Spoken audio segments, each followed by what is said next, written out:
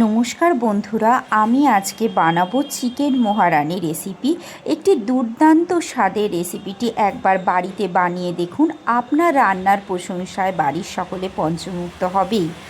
আমি প্রথমে এই মশলাগুলোকে ড্রাই রোস্ট করে বেটে রাখবো।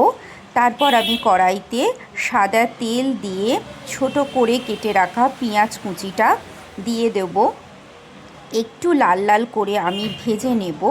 লাল লাল করে ভাজা হয়ে গেলে আদা রসুন গোলমরিচ দিয়ে ম্যারিনেট করা চিকেনটা আমি কড়াইতে দিয়ে দিলাম। এবার এটাকে একটু ভেজে নেব।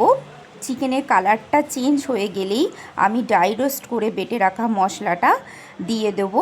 তারপর ভালো করে চিকেনটার সাথে এটা কষিয়ে নেব। আমার ভালোভাবে কষানো হয়ে গেলে তারপর আমি ক্যাপসিকাম কেটে রাখা ক্যাপসিকামটা আমি দিয়ে দেব।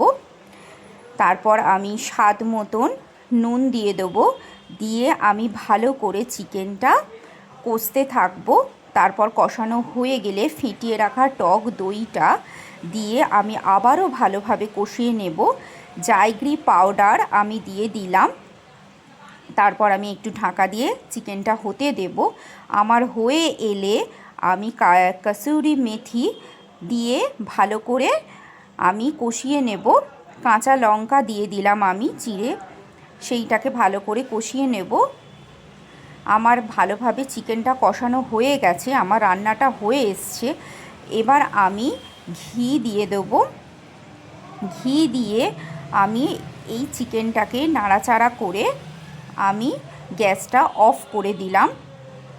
আমার এখন চিকেনটা হয়ে গেছে। দেখুন বন্ধুরা, আমার চিকেন মহারানি রেসিপি।